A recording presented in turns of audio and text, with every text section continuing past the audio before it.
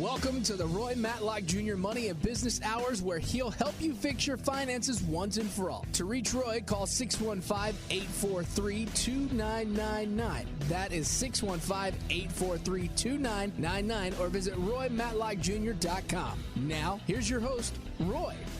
All right, Roy Matlock Jr. here, and gosh, I've been doing this now since 2018 for the second go-round after my 9 years, 3 hours a day doing the money game back in the early days, and it never changes. You know, the markets go up, the markets go down, and people get concerned about the markets, and the markets always end up doing the same thing. If you just are tuning in, I have a podcast, and the most recent show that I did was how to handle declining markets, and I would encourage you to go to roymatlockjr.com or go to any of your Apple podcast or any of the Spotify, any of those. Roy Matlock Jr. Money and Business Hour did a whole show. It's really kind of the show I told you so. Last time we had this happen was the pandemic. People said to me, that's different. It's the pandemic. And now it's, tariffs.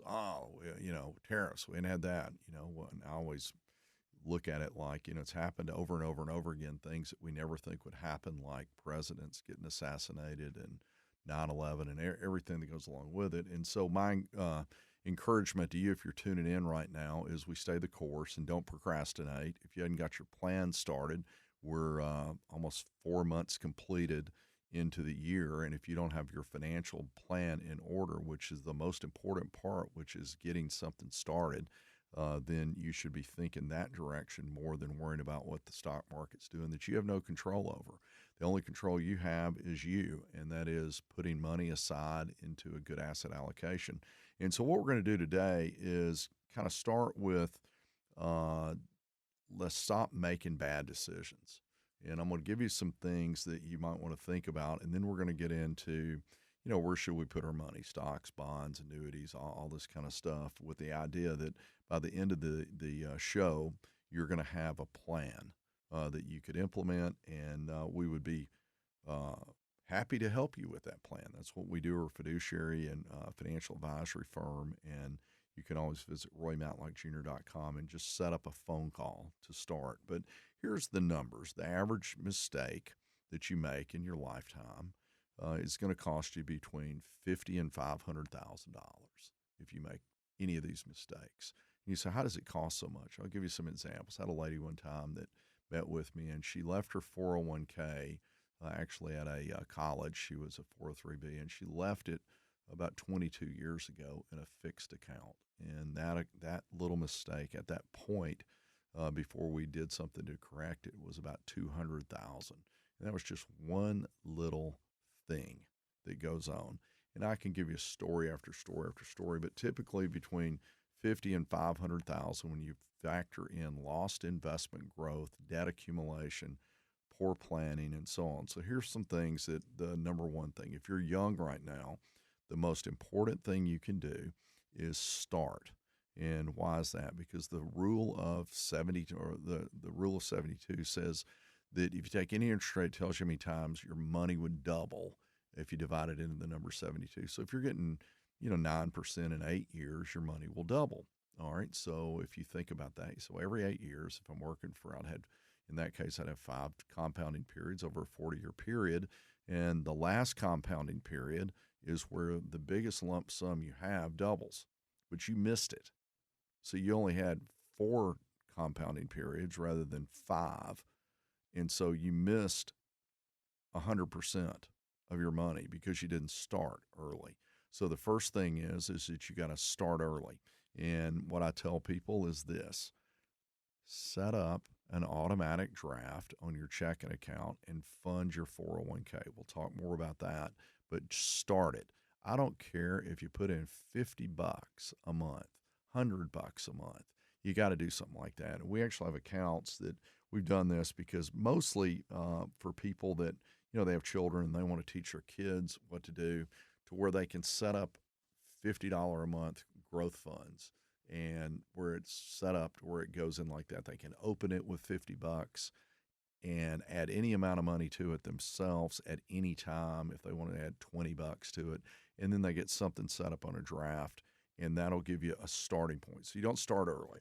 Second thing is you make poor decisions when it comes to debt. Never finance things that go down in value. Generally speaking, anything that is a declining product you purchase has high interest rates attached to it also. So a good example is you buy a car, new car, the car goes and drops in half, and you pay interest on the car you purchase. So let's think about this. Pay $40,000 for a car. It drops in value, and you pay with interest, you pay $55,000, all right, for something that at the end of the time is worth $20,000. All right. So wouldn't it make sense to just go buy the $20,000, save in advance, and pay cash for it? All right. And what do you have to do that? I buy cars all the time. I buy nice cars. The last car I bought was $120,000. Okay, when it was new, 119 new, and it had 21,000 miles, and I paid $56 for it. All right, so that's an example. So it doesn't mean you have to drive a piece of junk. You just don't pay 120 and drive at 20,000 miles, and it's worth 56. All right. So as you move up, you can do that. Another example of a mistake that I see, no emergency fund. Your emergency fund's rate of return is the fact that you don't cash in your 401k. You don't cash in your retirement plans. You don't go deeper in debt. So we get an emergency fund. We buy too much house. That's another one.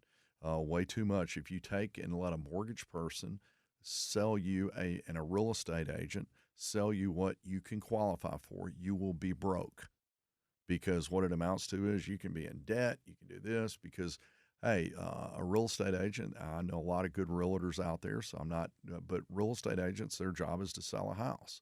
The good ones will sell you one that you can afford, that you feel great about, and then what will happen is later down the line, you'll come back and buy another one from them. But sometimes it doesn't work that way. Another thing I see is you're too aggressive or too conservative. Just like the person at the beginning of the show, I said, left it at basically a money market for all that time, too conservative. You get too aggressive and you get worried about it. And so that's an example that costs you a couple $100,000 from missed market opportunities or losses, whatever it may be.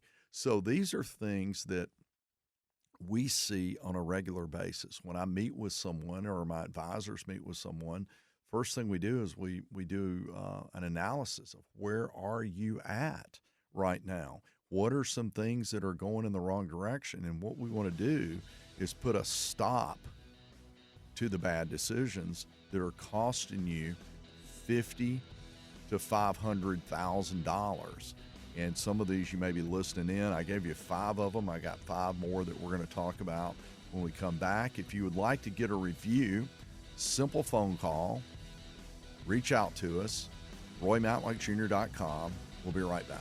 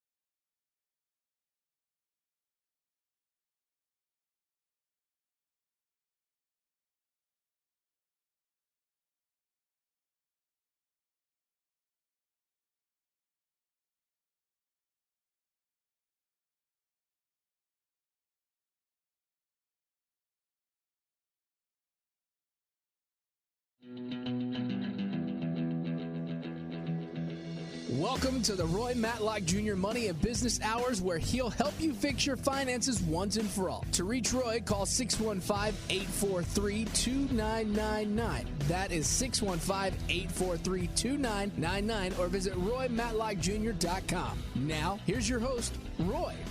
All right, we're back, and today we're talking, to start the show out, the 10, common mistakes people make, and how to do something about it. And I've got some great downloads. If you go to roymatlockjr.com, I have my best retirement workbook. I mean, it asks you a lot of questions. You print it off. It's a great resource. We also have a budget sheet, which is very important that you have to do. And I'm going to talk about the 5 mistakes and quickly how to fix those. And then we're going to go to 5 more. And then we're going to get into some investing knowledge, not saving for retirement early. So step number 1 is this. I don't care what you do, get started. And how do you get started? If you are part of a 401k through your work, sign up for it. Don't wait. Sign up. Put something in. At least do your match if at all possible. If you don't have that, we will set your mutual fund account up for as little as $50 a month to help you get started. I mean, I feel like that, the people that motivate me the most are the ones that I've got a client of mine that he's out in Smyrna and been a good friend of mine. Started out in 1986, and he was living in a trailer, and I was brand new, been in the business just a little while, and he had kids everywhere, and started a $25 a month mutual fund. $25. And back then we could do that. And ended up, when it was all said and done, he retired a number of years ago. House paid for, had about $800,000 saved, and lived a great life. And but that's how you get started. Just get started doing something. It'll motivate you. If you have high credit card debt or personal loans, you need to get on the first step is you get a plan to spend less than you make. And the way you do that is you download our budget sheet, so you're actually spending less than you make. You also figure out what you can do to cut some cost. Always look at it this way. There's bound to be things I can cut some cost on. And then what I'm going to do is I'm going to start paying off these credit cards. And the way I'm going to do it is I'm going to target the lowest balance credit card. That's going to be my first one. And I'm going to put all my extra money to that. I'm going to set up one of 2 ways of doing it. I'm going to set up an equal payment, not a minimum payment, but set up an equal amount of money every month that applies to the credit card that you're trying to pay off, and then the minimum payments to the rest. Then you're going to do the next one, and you're going to do an equal payment. You ought to always set it up on a draft. And the reason you do that, if you don't, and you pay the minimum payments, you'll never get out of debt. So that's an idea there. But most importantly, what you want to do is you want to get on a budget where you don't keep digging deeper. You don't have an emergency fund. Step number 1 goal is to put $100 a month away. You can do that in a money market mutual fund or have it moved to a savings account out of your checking account. Get yourself $1,000. And then once you get another $500 in there, throw it against a debt. And you can do that. Buying too much house, sometimes you just need to say, I messed up and I'm going to get rid of this problem and do something different. I had one of my reps that had bought, did all that, bought a house. Good news is that it had some equity in it. Bad news was he didn't have enough money to pay for it, really, and he was always stretched. And sold the house, paid off all of his debt, rented for a little while. Saw his income go up because the stress went down, and about 2 years later had $100,000 saved. And then from there, was able to buy a house that they could afford. All right. Invested too conservatively or too aggressively. If you have choices at your 401k, it's one of the best things that ever happened. If you're not managing it or have someone helping you, is something called a target date. You take your birth year, add 65 to it, and that's going to give you some proper asset allocation as you're moving along, getting started. So that's the first thing. We go to the next mistake I see is not taking advantage of employer match. I always tell people this. Your retirement plans through your work are bonuses. It's part of your comp plan. So, if they have a matching fund of, say, you put in 4 and they match 4, you put in 3 and they match 3, whatever it is, it's free money. Most of them are vested immediately. So if you threw the 3 in and they matched your 3, that's 6. You put in 3, you got 6. That's 100% return. And you make it deductible. In most cases, I recommend deductible, not all cases, but you do a deductible plan. Then what happens is you save about 1. So now your 3 equals 7. All right. So now we put in $3, we got 7 right off the bat. I mean, if somebody came up to you and said, hey, I need some change, and they said, give me $3, and they handed you back 7, you'd say, man, I like that deal. All right. Well, why aren't you doing it? All right. That's what we need to do.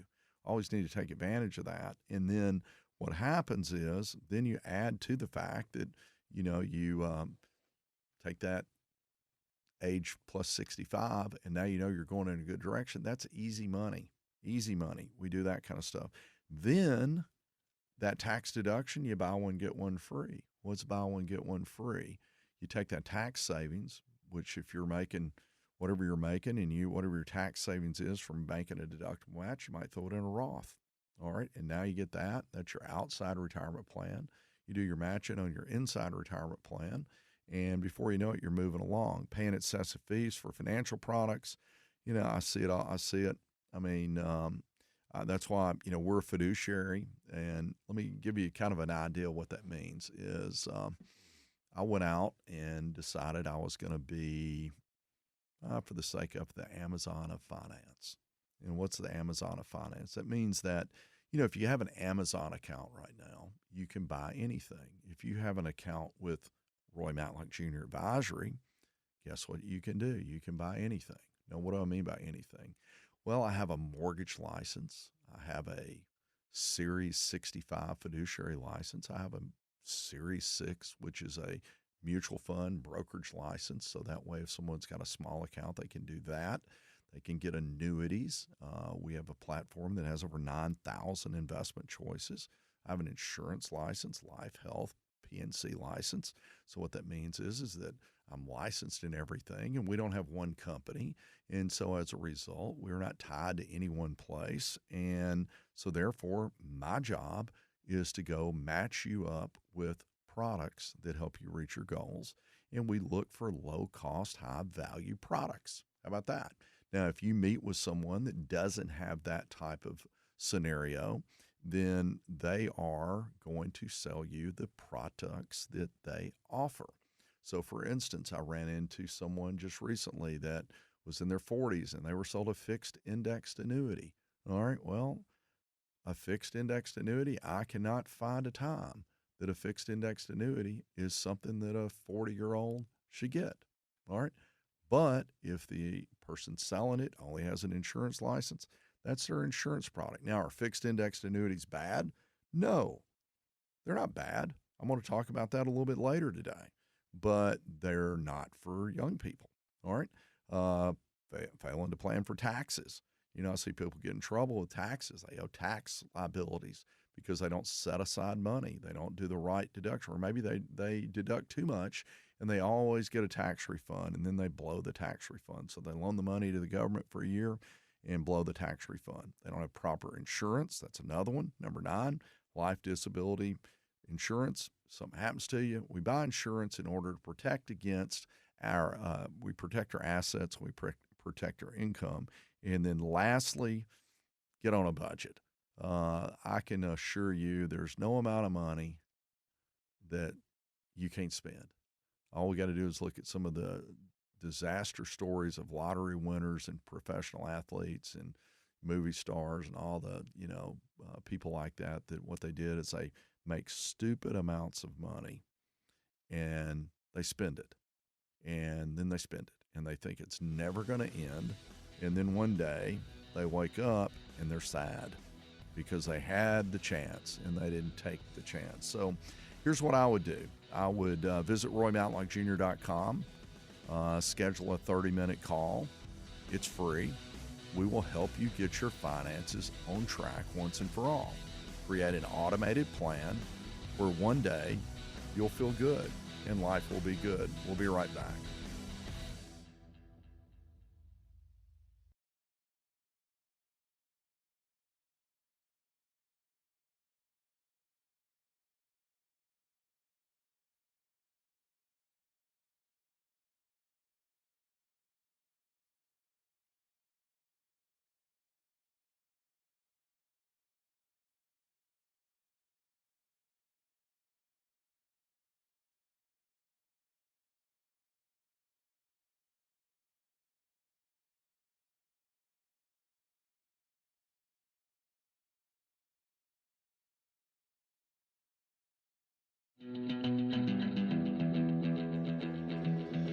Welcome to the Roy Matlock Jr. Money and Business Hours, where he'll help you fix your finances once and for all. To reach Roy, call 615-843-2999. That is 615-843-2999, or visit RoyMatlockJr.com. Now, here's your host, Roy.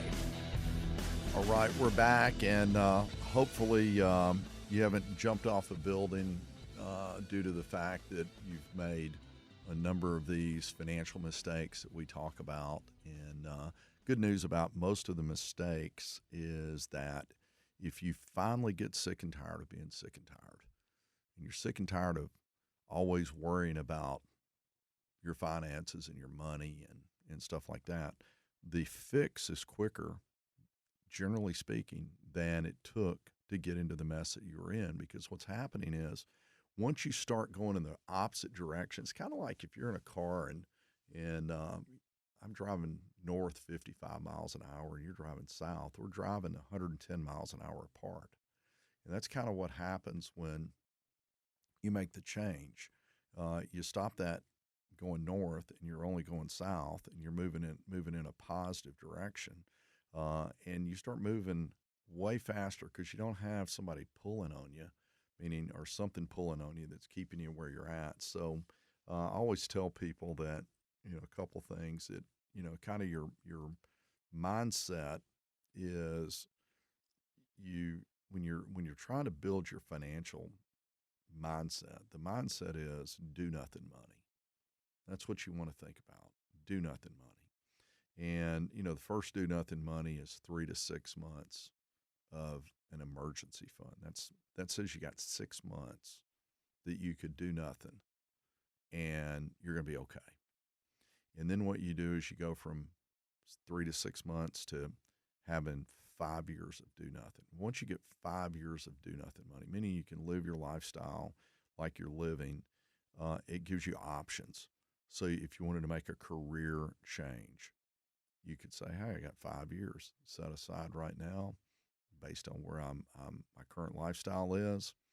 I can do that. Or then one day you have 10 years and you say, wow, I could take a breather right now. If I wanted to take 3 months off right now with no income, I've got almost 9.5 years left before I'd run out of money. And you say, well, how do you get there? Well, what you do is you get a plan. And then one day you wake up and you say, how much do nothing money do I have? I've got do nothing money forever and beyond. All right, that's do nothing money.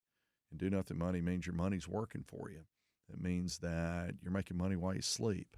That means your money is compounding 24 hours a day, 7 days a week, not when the market is up. That's just when it's calculated. What you're seeing is your money is growing. Because, one of the things my dad used to tell me, he says, why you got to make money while you sleep? He says, because you're spending money while you sleep. That electric bill is still running, and that insurance on your car is still being paid, and it's being paid for 24 hours a day. The insurance on your house, all the different things that you end up doing is running pretty much 24 hours a day. So you got to figure out a way to make money 24 hours a day. And the way you do that, you get your investment income working for you. So what we're going to do now is we're going to roll into investing smart, stock, bonds, annuities, money markets. What do we do? So 4 areas of diversification when you're investing your money. So now what's happened is you've decided, all right, I'm convinced, I'm sick and tired of being making bad decisions. I'm going to get serious about my money. I'm going to start putting things aside. And we're going to talk about which place you should go, what portion you should go, and then how to get it going. So we got money market funds. Money markets are liquid cash. There's for emergency funds. You keep a portion of your money in things like that as an investment model to take advantage of downside markets. I've had people, and I want to compliment my listeners out here, many of which are my clients, in the last several weeks. I've had more phone calls saying, hey, I got some cash. You think it's a good time to invest? And, prior to having clients that were very educated. The typical advisor is dealing with phone calls saying, what should I do? Should I get out? Should I do this? Should I do that? I was on the golf course with a friend of mine, and he said, how's it been the last few weeks with the markets being squirrely? I said, it's been great. I said, my biggest problem is people are calling me up. They're wanting to give me money. And I'm like, hold your horses. It may go down a little bit more, but what we'll do is we'll ease it in, because I don't know what the market's going to do short term. I just know that over the long haul, it's going to do good. And so people ask me, so what should I do right now? I said, well, if you want to speculate, you throw it all in now or you don't. If you want to invest, we bring it in over a period of time. And that way, if the market goes down, we're buying a little more. If it goes up, we're buying a little less. It's called dollar cost averaging. That's what I usually revert to. And that way we don't have to worry about it. But the bottom line is that's what money markets are for. I would encourage you to have a portion of your money should be in something like that, where you can always be easing in, that kind of thing. Then we have bond funds. Bonds are debt securities. You can either be a loaner or an owner. If you loan money out, you loan it to the bank. That's a bank account. They borrow it from you at a percentage, and then they loan it back out to someone else at a higher percentage, and they make the spread. And that's what a loan is. We loan it to a savings account. We loan it to a CD. We loan it to a money market. That's really what it is. We also loan it to bonds or loans. That's where bigger companies will go out and borrow money from the public, and you get your money back plus an interest rate, provided the company is solvent. And so what happens is they tend to be more conservative. Then we have stock funds. That's where you're buying the bank rather than loaning money to the bank. You're buying stock in the bank, and the bank borrows money at a low rate, loans it out at a higher rate, makes a spread, and then the company gets bigger, and that's what a stock is. So we're an owner, and I always tell people long term we become an owner, not a loaner. So what we want to do, but on the short term we become a loaner, not an owner. So we have short-term money for loaning out, which is more conservative. Annuities fall in the category of, I call it in some cases like a better bond. So what an annuity has is some downside protection, but it also has some upside and some principal protection, but some upside as well. And so what we do, we say, well, let's look at it. So what is the rule, or kind of the way you look at this? What we're going to do is have a diversified portfolio. So if we get older, I'm going to tell you exactly where I tell people when they're older and what they should do and how they implement it. But stocks are growth with risk, high long-term upside potential, liquidity and flexibility. It has ownerships in companies, and it's the easiest way to do it is through professional money managers like mutual funds or ETFs manage money. And that way you can have some professional managers picking, and the ones that you want to go into. The downside is you've got to deal with the market volatility. Markets go wide range. We've seen fluctuation. It's okay if you don't need it and you've got a long-term picture. So we want to make sure that that's the case. Retirees need to be careful about sequence of returns risk. What that means is you retire and you've got too much in the market and you're having to pull from it, and then you see the market pull back. You got to sell more in order to get your income, and then that can be very damaging to your long-term lifetime income. No guarantees when you're in the market, and emotional investing tends to lead to poor timing. So what we do is we say, well, that sounds like nobody should get stocks. No, you should, because long-term, what? They have proven to be a great performer. You have the ability to outpace inflation historically. And so what we do is we say, well, growth with risk. All right. And that growth with risk, we're going to couple that with some other things. All right. So just think in terms of, short term, we're going to loan. Long term, we're going to own. That's the way it works. And you typically, over the long haul, if you become an owner rather than a loaner, you will make more money. All right. So let's talk about what you should be doing. You should be getting started.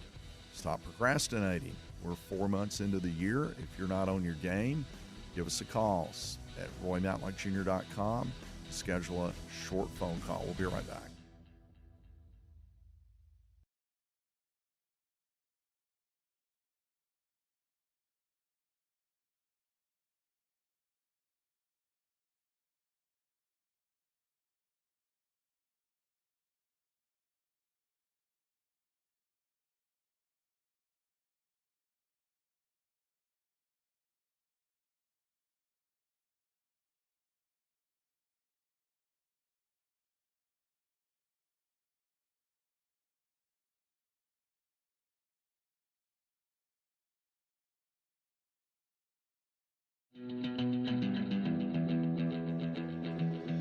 Welcome to the Roy Matlock Jr. Money and Business Hours, where he'll help you fix your finances once and for all. To reach Roy, call 615-843-2999. That is 615-843-2999, or visit roymatlockjr.com. Now, here's your host, Roy. All right, we're back, and we started out, I call it the pain points, and my intention when I talk about pain points and mistakes is not to discourage, but to encourage you to take charge of your finances, and that's what we do. One of the things that we also do, I have a company. I believe that if you really want to do something, you go find a broad problem. If you want to, this is how you make money, and when you make money, the key to making money, if you have a growing income, is just to live on 50% of your income, and then you can take and pay your taxes and then put the rest of it into investments. And then one day you get bulletproof because you got a great business and you also have savings set aside that will pay you income.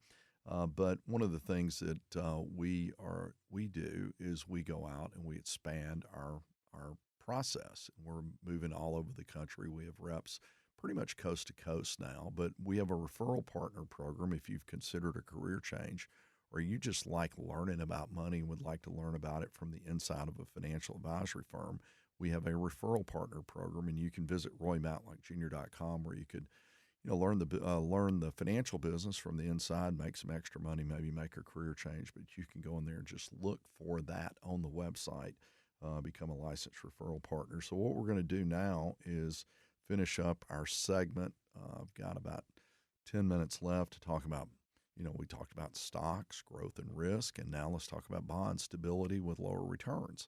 So a bond is a debt security. Businesses borrow money to expand. They intend on borrowing that money, paying the interest back, and money left over is for profit. So I always tell people, if you're going to borrow money, always borrow money on things that have the potential for appreciation. What would be, you borrow money on a house goes up. That's one thing. Or you borrow money on a business.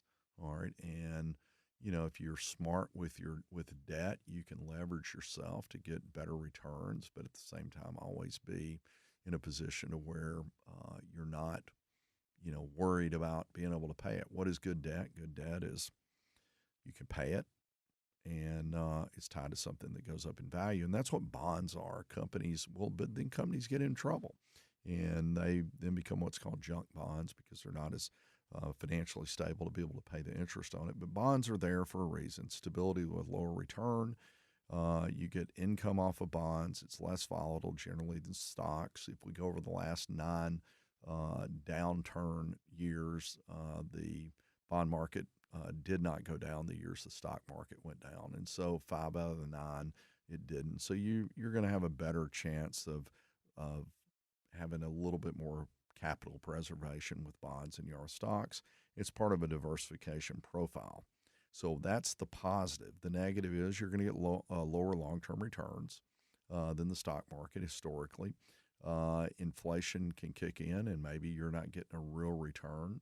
Bonds pay interest. Stocks are growth. How do stocks maintain inflation? Well, I'll give you an example. I'll get up and go to Starbucks in the morning, and a year and a half ago, it was $2.60 for the same cup of coffee that I'm paying $3.30 for. So Starbucks said, hey, costs are up, so we're going to raise prices and to maintain our spread for the sake of it. And so you lose buying power, interest rate risk. If bonds have fluctuations. Think of this, a seesaw. If rates go up, bonds go down, rates go down, bonds go up. Right now, we have higher interest rates than we did. And so bonds today, the potential, if Trump has it his way, the bond interest rates are going to go down. If they do, bonds will go up in value. They could go up, though, and you could lose value of the bonds. And they can be a little bit complex if you're buying individual bonds. That's why, I don't recommend, for the most part, individual bonds unless you're pretty astute and understand, and you get somebody helping you. It's not like we can't do that. But bond funds tend to diversify. You'll get into a bond fund, and they'll have thousands and thousands of bonds with different expiration dates and stuff like that. Then we go into annuities. An annuity, think of an annuity as income and guarantees. Another way to look at it, it's putting some insurance on your retirement plan. Most of the time, I'll have two types of annuity purchasers. I have one that has money they don't need, and they can be in their 40s or in their 50s, but we don't do fixed annuities. We do long-term, like annuities that have more upside potential because they don't need the money and they're making money. So the idea is never pay taxes on money you're not using. So if we can put it into something that has some tax deferral to it, then that's an opportunity for us to, do something. We have other options like insurance products, like a variable life insurance is an example, where you can put money in, grow tax deferred, but then they have some ways to get it out tax-free, and you get the growth on it. But the idea is that annuities provide income guarantees and tax deferral. That's the way we do it.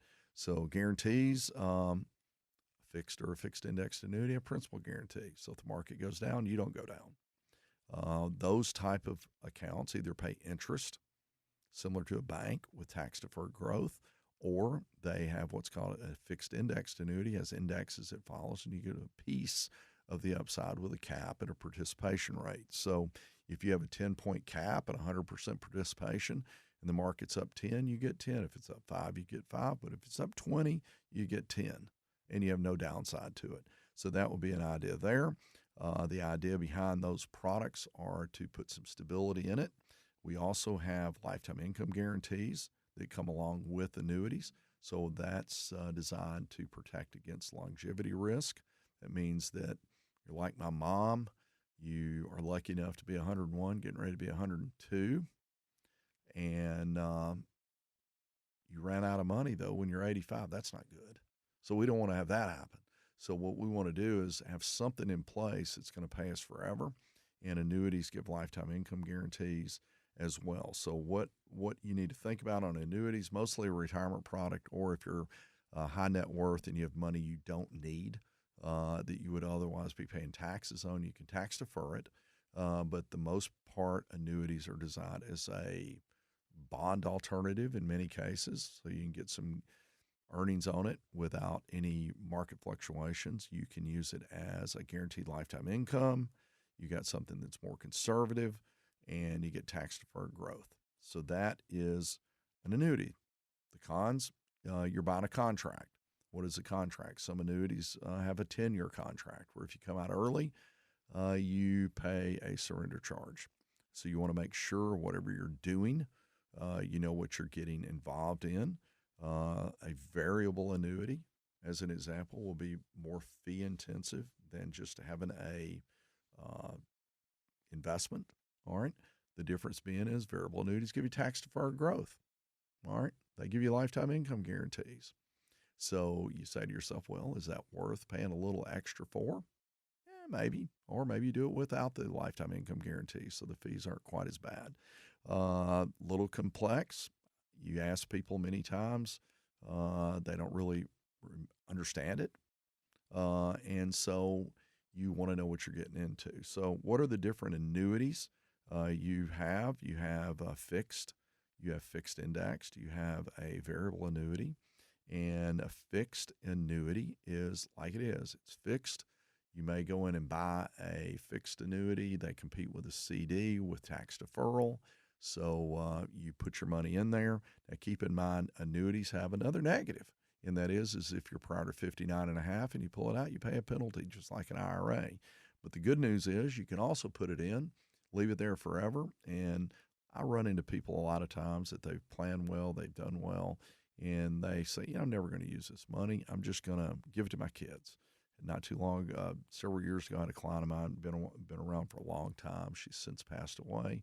And we did $200,000 in a variable annuity we knew she'd never need. It grew to $900,000, never paid any taxes on it. And then it went to the two heirs, and they were able to take that over their life expectancy and continue to defer some of those taxes. So that would be an example of an annuity. There's a thing called a RILA. A RILA is some downside protection. So, for instance, you may sign up for one that's 6 years, and here's their deal. They say, we'll give you 20% protection. So if in the period of 6 years, if the market's down, S&P maybe is down 20% or less, they'll make up your principal, and then they'll give you an upside that might be up to 100% gain, or some of them are even more than that. So, and it's tax deferred. And at the end of 6 years, you can change it again. You can go from one annuity to another as you get older. So if you start out with one that's more of a growth style annuity, and it comes up, you do what's called a 1035, and you move from that to the next one. And then you end up being able to continue to defer it. But you may go from a variable to a fixed, whatever it may be. So what do you do when it's all said and done? What I tell people is this. We have buckets of money. If we're young getting started, our buckets are going to include our retirement plans at work, Roth IRAs, mostly growth funds, money market funds. We may buy an insurance product that's got, some growth as an additional retirement plan. If we go into the midlife accumulator, we're going to do all the same things with the exception now we may have some extra money that we go into variable annuities, and we do things like that. That allows us to continue to grow tax-deferred money. When we're retired, the stock and bond funds and money market funds become more a part of it. And we look at some lifetime income guaranteed type, maybe fixed indexed annuities, something of that nature. And so we might look at a healthcare annuity, and that protects against things that, like long-term care stay. So what's happening is products match stages in life. So what I try to do is create buckets. We have buckets of money for the short term, the midterm, the long term. We have buckets of money based on taxation. And then when we put it all together, we buy some defensive products that would be protecting against, emergencies and, protecting our assets and our income, life, disability, health, liability insurance, all that kind of stuff. Then we go on the offense. We buy things that retirement plans. We plan for college. We do all those kind of things in order to put ourselves in a position to have a solid financial plan. Typically, if I work with someone or any of our guys do, we come up with a budget. We take a look at where you're at, and we put together a plan. And when we put that plan together, we come up with a budget, and then we automate your financial independence. And what I mean by that is what can you put aside based on your budget? $1,500. Here's where it's going. $1,500 a month. This is going here. This is going here. This is going here. If you'd like help, reach out to RoyMatlockJr.com. Schedule a 30-minute phone call. We'd be happy to work with you. Thanks for listening.